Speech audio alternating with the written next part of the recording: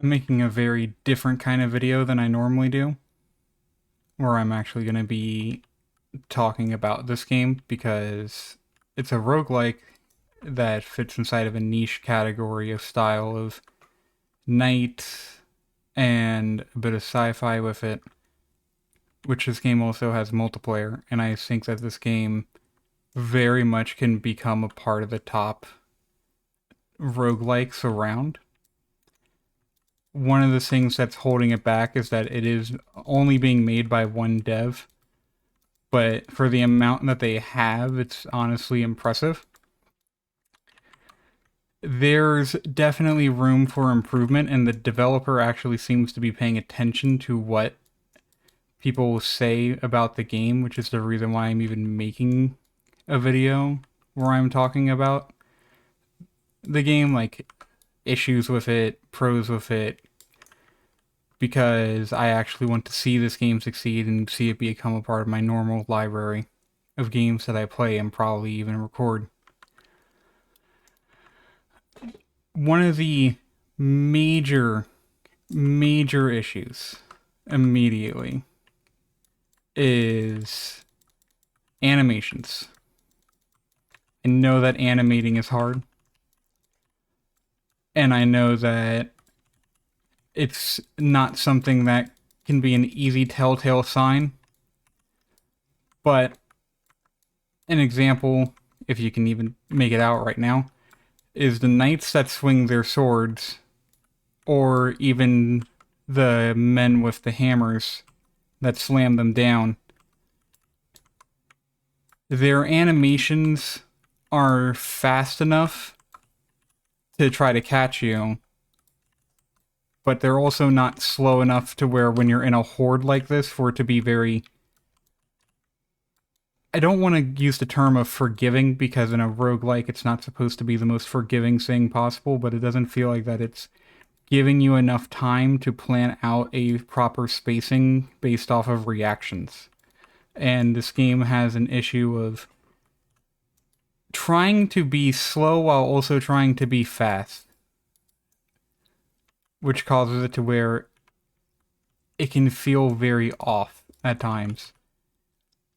So enemies need better animation tells, or at least enough of a slower time for you to react, because when they're in a crowd like that, you don't have the ability to do much about it.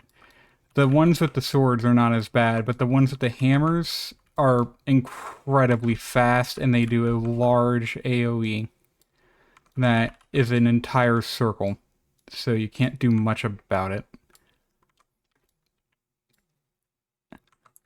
Next, I would say that dashing and rolling, I don't really think that there's much of a reason to have both. In my opinion, if you just make the dash a little bit longer, give it invincibility frames like the roll does, it would be a significant improvement gameplay wise, especially for solo playing.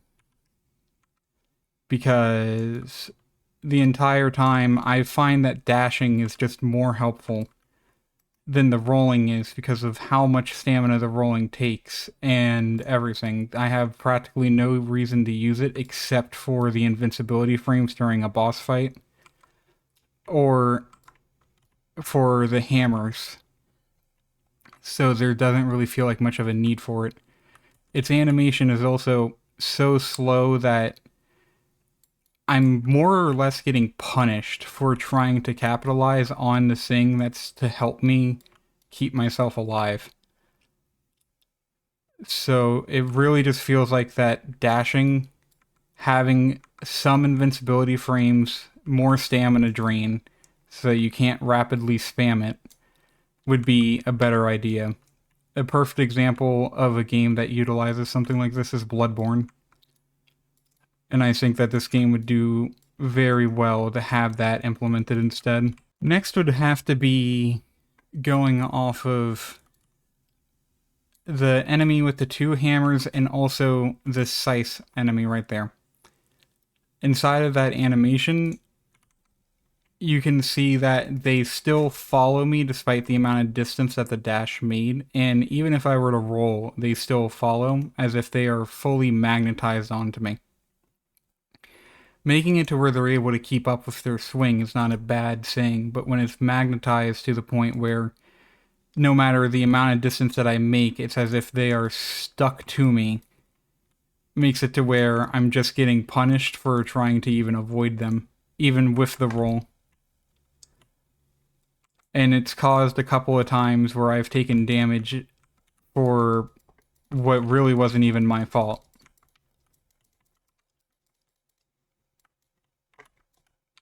Because I'm not perfect, but I very much can tell when it is that the roll or even the dash has made enough distance to where an attack should not hit me, but I'm getting attacked and hit anyways. The next thing is that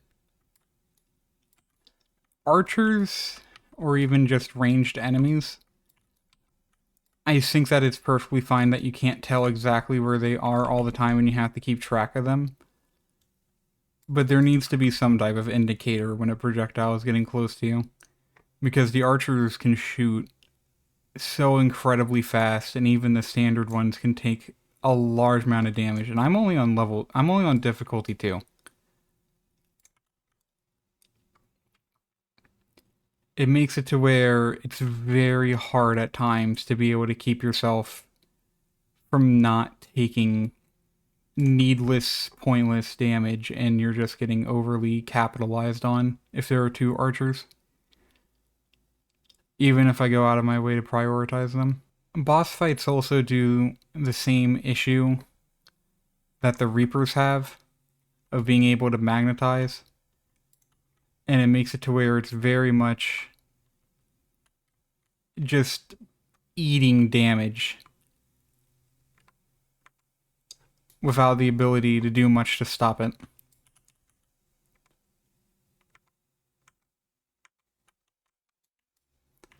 Here, I'm gonna see if I can get the Reaper to show it. See? The amount of distance that I was able to do, and he's able to keep up.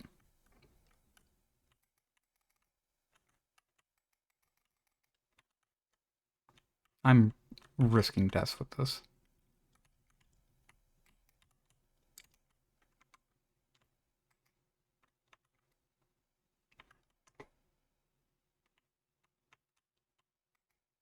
Right there. The ability to follow like that should not be something that's happening. Because then there's no point for you to make distance, and you might as well just eat the damage. The color saturations and tones of the grays also make it harder to tell really what's happening on the screen. Something that I've noticed with things like Hades and Doom, while they're not a bunch of grays like this, when there is something that needs to stand out that's a vital information clue, it's very vibrant and it doesn't blend in too much, unless if that's a gimmick of like a boss fight. While for here, the only real telling that I get is the quick little silver bluish flash, or sometimes a yellow flash from a knight that's in the middle of getting ready to swing or charging up, which makes it to where when the color is already essentially just the same thing as a cool color and not a warm color, it makes it very hard to process what is actually happening on screen. Using the purple colorations makes it a lot easier to tell. So if the Knight Sword were to be the glowing purple, it would make it to where it's easier to understand what is happening and you'd have a clearer outline. The yellow one is probably also just one that can stay. I by no means necessarily think that it's easy to go and just quickly adjust any of this especially if you're a singular developer. But it is something that I feel like has just been things that need to be known because of just how the game's combat is and how many enemies that there are. Not having the things like, example, giving the dash the invincibility, making the stamina to cost more so that you have to be smarter about dashing, but you still get your distance, especially because of how melee is such an important aspect in this. The ability to swap between the firearms and the melee to handle multiple different situations. It makes it to where it feels very rewarding. So when you're having that whole entire mechanic issue of the game wants to be fast, but then has random intervals of where it's trying to force you to be slow, and it's not because of a modifier, it causes a very disjointed feeling.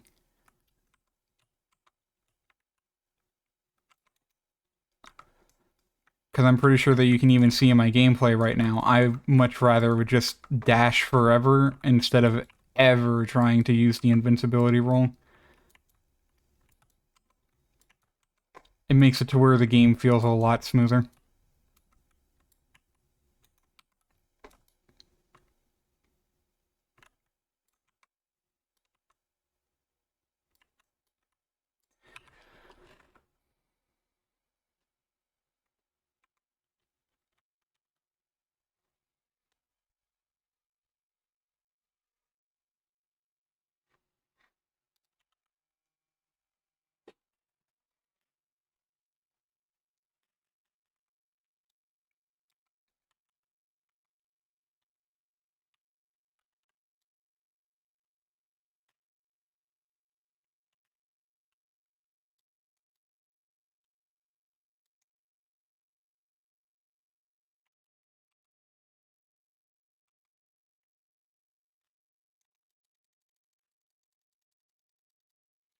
Oh, something that I feel is very heavily needed.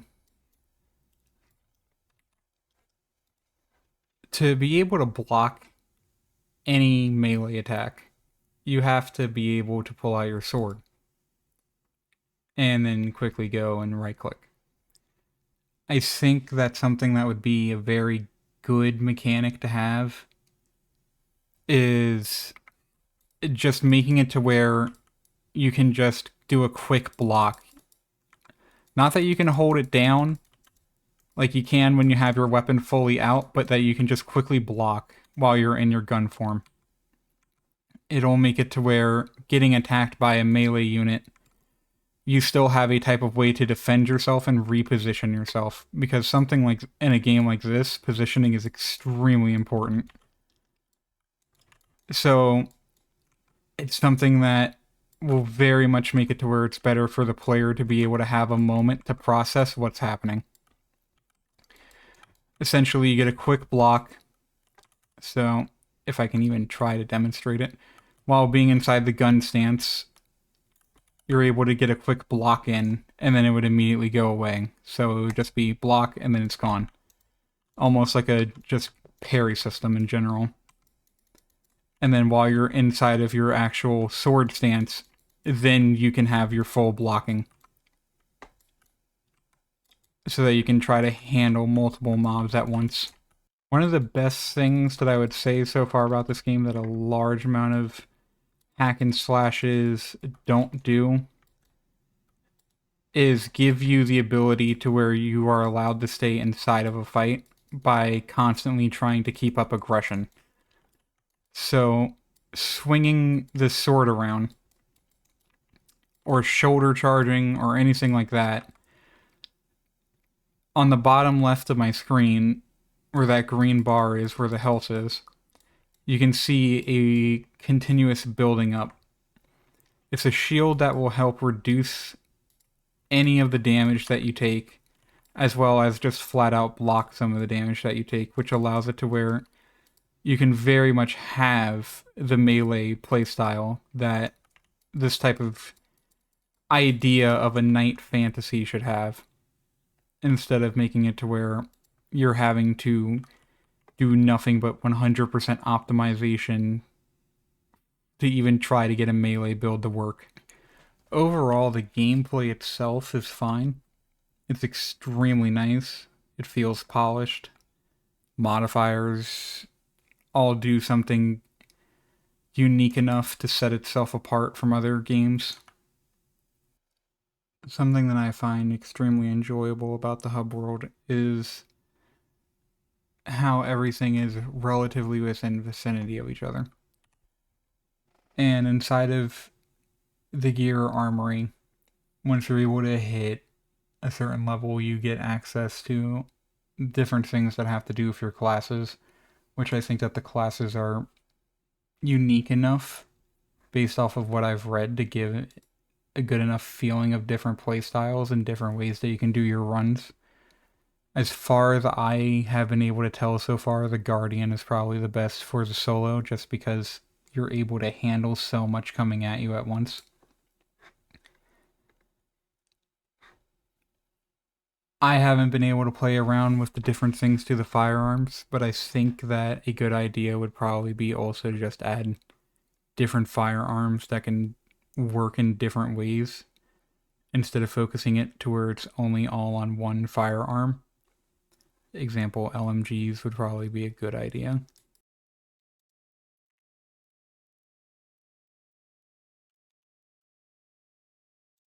Something that I would also probably say is more along the lines of an issue. I consider it to be something that is more of a good thing to me, just because I like having things be lengthy and feel like that I'm having to constantly just push through things, is missions, especially when solo, can be a bit lengthy at times. But I, in particular, am someone that enjoys that. But I know that for a game like this, especially because roguelikes are one of the best games for solo play, you don't usually want to have a mission that can go on for this long. I think that's something that would probably be a good idea, is making it to where you can do... So there are multiple different stages to extraction. I think that it would be a good idea to make it to where you could do all of the objectives in one go if you're only in solo playing, but you will not get as many rewards as if you were to go the entire distance. Which I am probably explaining that in a bad sort of way. But it just feels like that there needs to be something that needs to be done for solo players to possibly not have a run that is going to be taking a long time because of the factor that this is an extraction-based game, or even a game mode that is dedicated for solo players to be able to not go off of extraction, but to be able to go off of wave-based or going from boss fight to boss fight.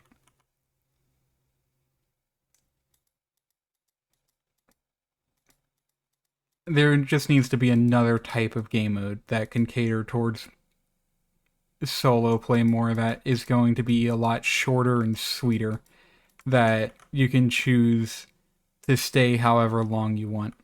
I know that there is another game mode, but I'm not a high enough level yet to get to it. Maybe that game mode has exactly what I'm talking about.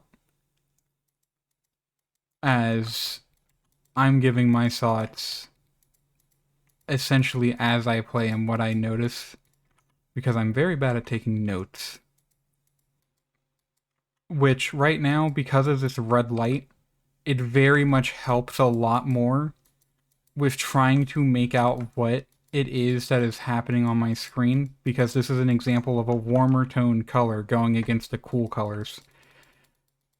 Everything here is a grayish blue. it's a part of the cool color spectrum that I was referring to earlier. So having it to where that warmer color tone just made it to where it was significantly easier on my eyes to understand and process what I was doing and what was happening around me. This is something that I don't know how easy it would be to implement for a singular developer, but art direction and colors is something that a large amount of people don't really pay attention to and can very much influence, adjust, and make or break a game. Because something that I've noticed with games in the past, example, one of my favorite games that I play is Warframe. When it looks like that you just have a visual salad where you can't pick out certain things, it makes it to where it's harder for someone to want to stay engaged with what's happening.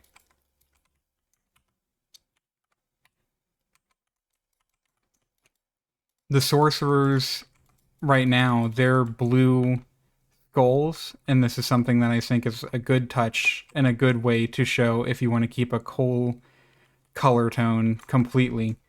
Is their blue skulls light up? It is very bright. It is very indicative. I full on knew what it was that I was looking at, and I could make out what exactly was happening.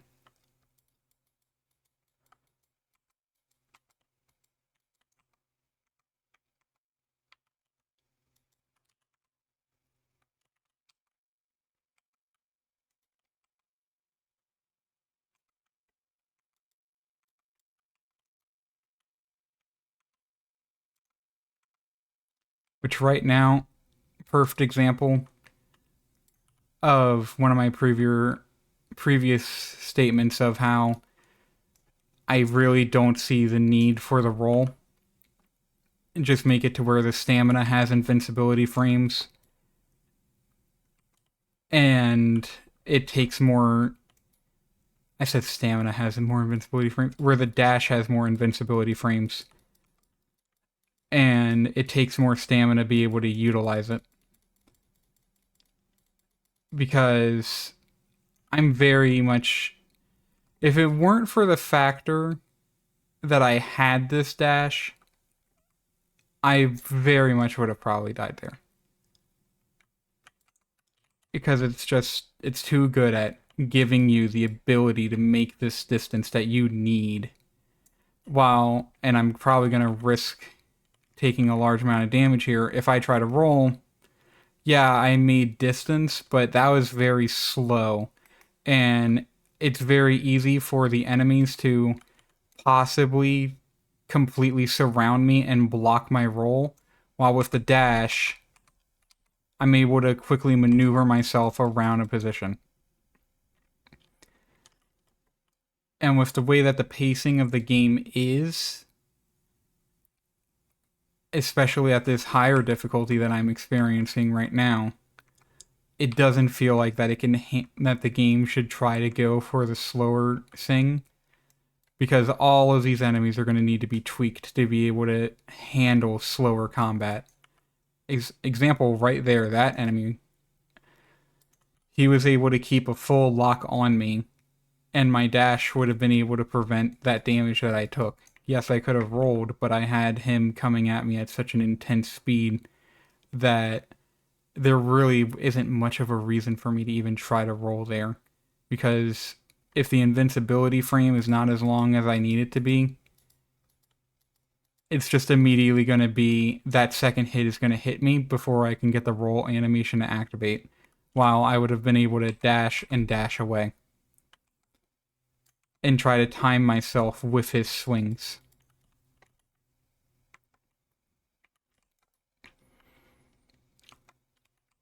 Right now, I think that the gameplay is probably one of the very best parts of this game. It reminds me of a game from a very long time ago called I Made a Game with Zombies in It. And it also gives me that nice feeling of Binding of Isaac, where there's just a ton of enemies and you have to try to. Well, actually, maybe not even Binding of Isaac. Enter the Gungeon, where you can try to position yourself and kite around to be able to handle all of these swarms. It's a very nice feeling. I will say that the recovery objective kind of gets in the way of that, but all that I need to do is just send out the horde and then I can deal with it. I think that trying to make an objective that can try to help out, or well, trying to adjust the objectives to be a little bit forgiving on trying to get it completed, or, well, the time that it would take for it to be completed would be a nice start for adjusting objectives. Because while this game does have a multiplayer, I'm not trying to look at this in any way, shape, or form of multiplayer being a factor. Because if your single player can't work, then why does it matter if the multiplayer works in a roguelike game? Unless if you're trying to cater to mostly multiplayer.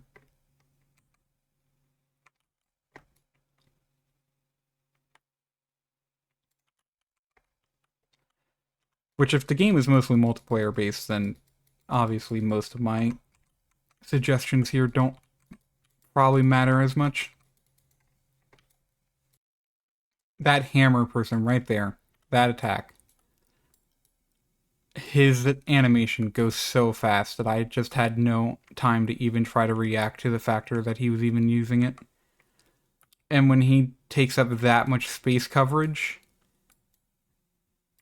it causes a large amount of issues when there's this many enemies.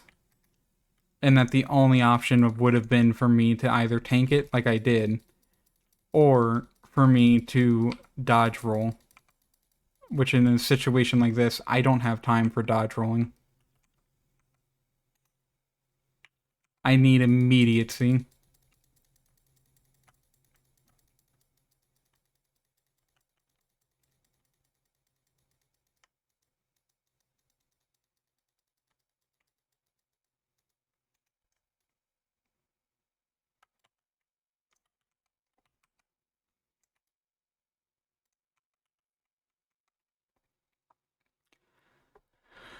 Oh.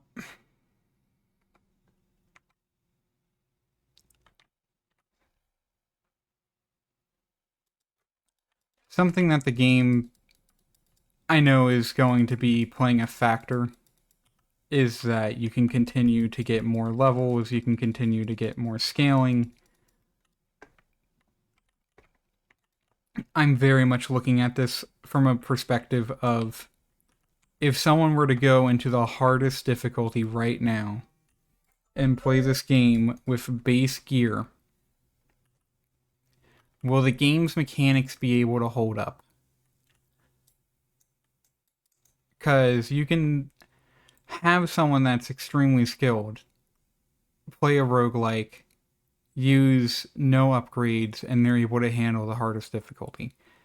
That is one of the best ways to know from my own personal experience when a roguelike is a very well designed roguelike is can the game hold up just mechanically enough? Because if all of your mechanics feel nice, the game's just always going to feel nice, and it's always going to be something that you will enjoy playing. Which so far, other than the things that I've mentioned, that I feel could use some adjustment or maybe looking into, I would say that the game's mechanics overall just feel very nice and fleshed out, and that all the makings to a very, very good game are right there.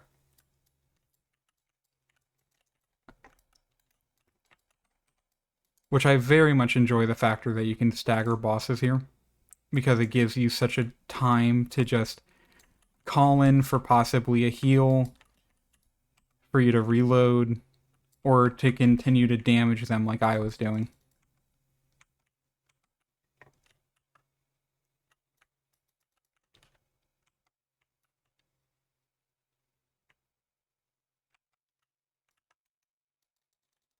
It also allows the melee to have its own way of shining instead of just only being a part of guns, which normally in other games that try to do a balance of the two, melee doesn't really ever try to have something like that. This is a perfect example right now of me saying that a mission in solo play can take such a long time because of the amount of hordes that you're having to fight through. It's not like you going from floor to floor inside of something like Enter the Gungeon or Binding of Isaac or anything like that. Having to go to these objectives as a solo player makes it to where it is taking a very lengthy amount of time, which for some people would make it very boring because they would probably prefer to just go and explore rather than having to go to an objective like this. Like, go and explore an area, get a boss fight, essentially. Or having to just dungeon delve. I don't mind it because I enjoy having these types of objectives. It gives me more variety. But I can see why other people wouldn't like it and why it would cause some issues for making the game seem more appealing towards people. I don't know if it's that. It's possibly because I'm just not high enough level upgraded wise. But I will say that the gun, at least the starting gun, doesn't feel like it's keeping up with something like this shotgun here. It very much felt like that. The starting gun could use something. Like maybe if you're able to get a headshot, the starting gun's able to do more damage than getting a headshot with the shotgun. Because the shotgun is able to have just such a large amount of ad control right now.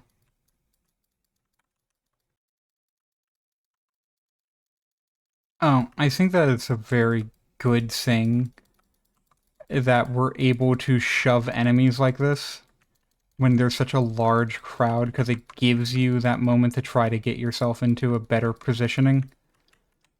So, example, I can shove and then dash away.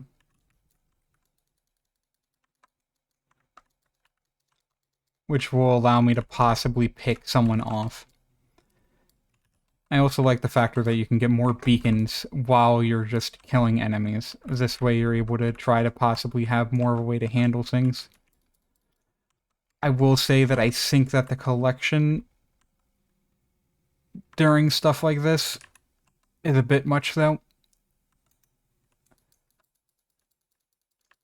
Part of that might just be because I'm not 100% used to it, but it is very difficult to try to keep track of where the collections are while trying to navigate all of this.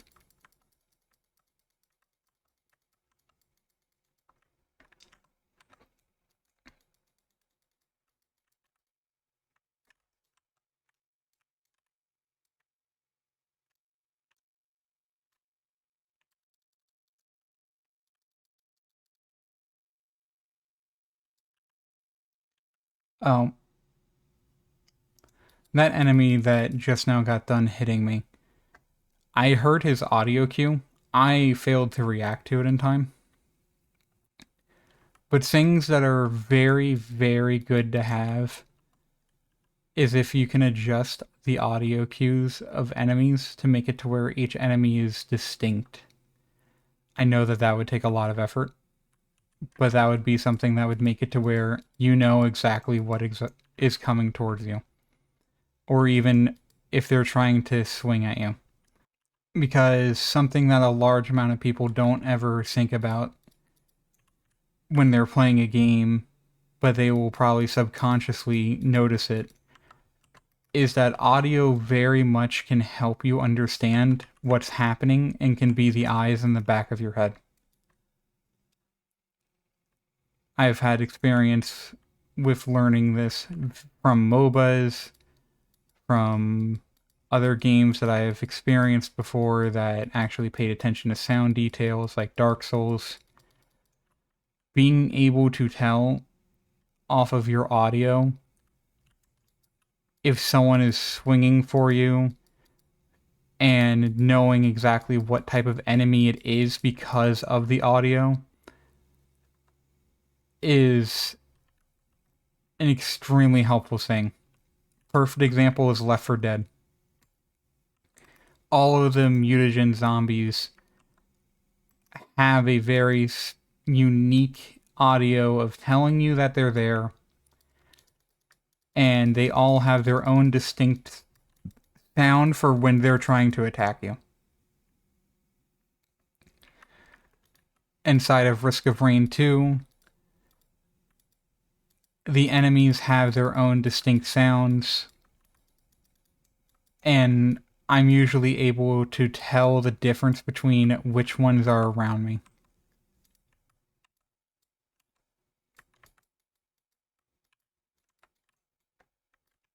This, so far, I would say that the audio here, I can't really tell the difference.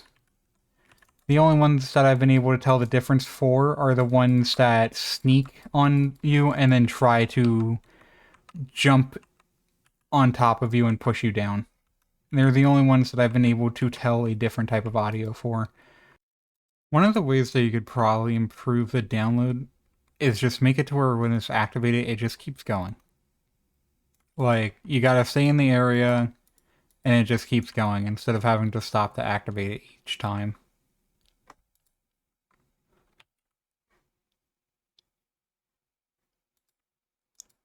Because then it allows a player to know their kiting area, and if they step out of it, then they still have to go and get the download. You could even make it to where the download regresses slowly over time. It would really depend on the speed that you do it, but it can't be something that it's so cruel that if they're having to dodge all the enemies that I just know how to dodge, that they're not able to do something for it.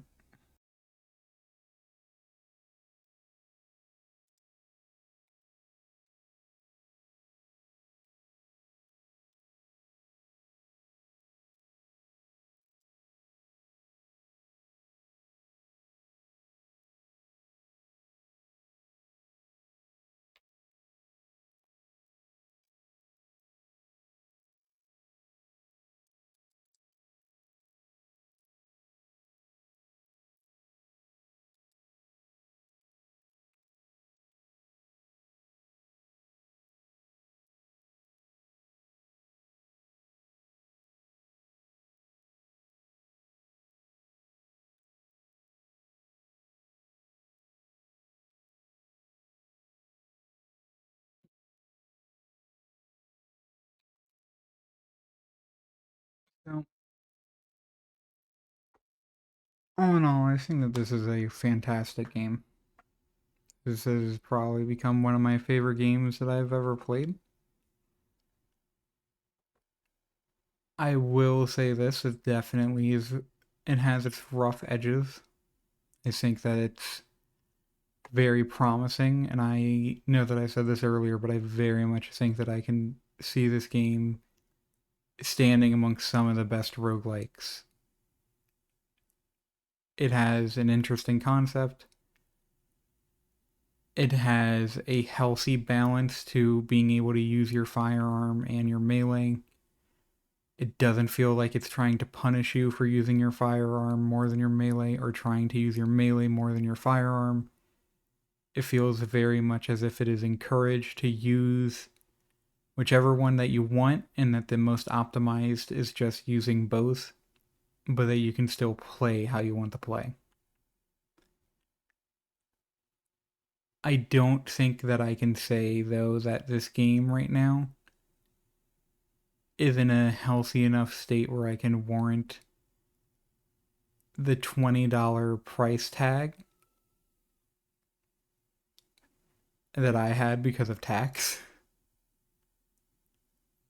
But I think that I could very much one day get to the point of where it would even be warranted to be like $40, $30. Right now, I would say that this is probably more of a $15 to $10 game, and is something that in my personal bias, I would say, is something that is money well spent. I'm going to continue to play the hell out of this.